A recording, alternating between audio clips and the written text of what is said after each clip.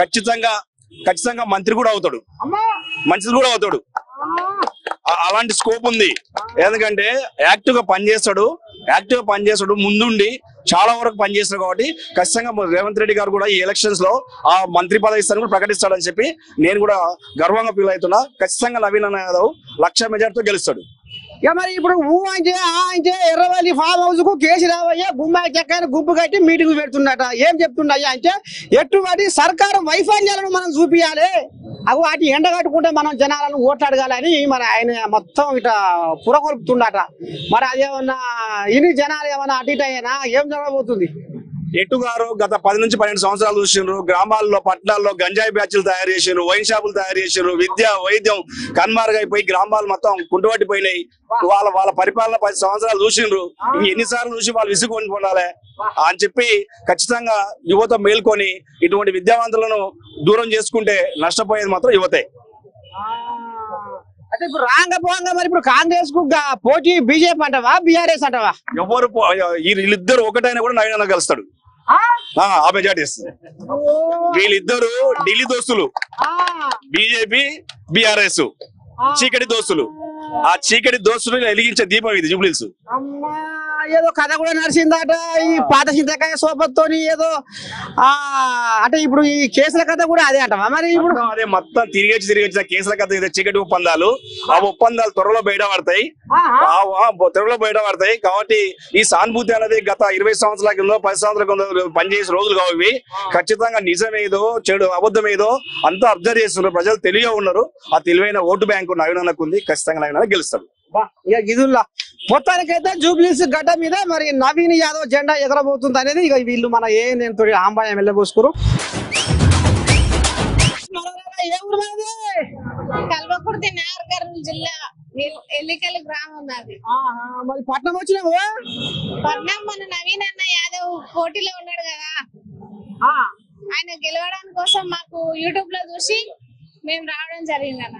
ఈ సమితి అన్ని తొలి మాటలే మాట్లాడుతుంది.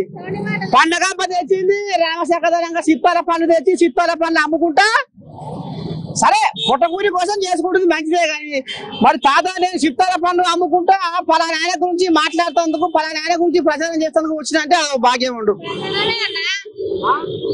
అన్న నవీన్ అన్న గురించి ప్రచారం చేస్తున్నాం ఇక్కడ. ఏం సంగతి నవీన్ అన్న ప్రచారం ఏ రకంగా పోతుంది? ఏమంటారు జనాలు? నువ్వు నీ పండుగనే పబ్లిక్ ఏమంటారు? కంపల్సరీ నవీన్ అన్నకే ఓటేస్తామంటారు. మేము అడిగినాం, 2-3 లేడీస్ అడిగినాం ఇక్కడ మా పండ్లకు వచ్చి కొనడానికి. నవీన్ అన్న మంచి పండుగలు చేస్తున్నామా, ఖచ్చితంగా వేయాలి, అన్నకు కూడా అవకాశం ఇవ్వాలని చెప్తున్నారు. మరి ఏం చేసినారో మరి నవీన్ నువ్వు అడగలేదా? నేను అడిగితే వాళ్ళు మంచి స్పందనతో ఉన్నారు. అంటే స్త్రీలకు శ్రీమంతం చేయడం గాని, పిల్లల పట్ల చదువులకు డబ్బులు పెట్టడం గాని, ఇక్కడ పబ్లిక్ మొత్తం అంటే అన్నం ఆకలైన వాళ్ళకి అన్నం ఆదరించి అన్నం పెట్టడం గాని ఇవన్నీ జరుగుతున్నాయి. కంపల్సరీ మేము నవీన్ అన్న కోటేసి గెలిపిస్తామమ్మా అంటున్నారన్న. అదే మీరు నాగర్కర్నూలా? ఎట్లా మరి ఏమన్నా మీ మహబూబ్ నగర్ నాగర్కర్నూలు పాటలు బాగా పడతారట, నీకు ఏమైనా వస్తాయా? వస్తాయి. ఏం పాట అది? పాడవ పాట.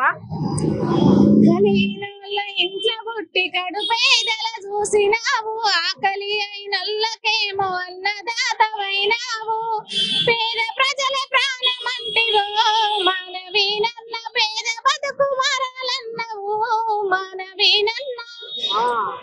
జూబ్లీసు గడ్డ మీద గర్భిణి స్త్రీలందరికీ శ్రీమంతం చేసినావు, పెద్దన్నవైనావు, పసిపిల్లలందరికీ అన్నప్రాసన చేసి, జూబ్లీసు పిల్లలకు అక్షరాభ్యాసం చేసి, మాకు తోబుట్టువైనావన్నా మనవీనన్న, మా పిల్లలకు మేనమావైనావన్నా మనవీనన్న. ఇప్పుడు ఈ పాట నువ్వే కైకయ్యావా? మా సార్ రాసిందన్న. మీ ఇల్లు ఆయన చూస్తున్నారు. నాగర్కర్నూలుకి వెళ్ళి వచ్చింది నవీన్ యాదవ్, ఇటు ప్రచారం చేస్తుంది, ఇటు పండగ అమ్ములు అమ్ముతుంది, చిత్తాల పండుగ.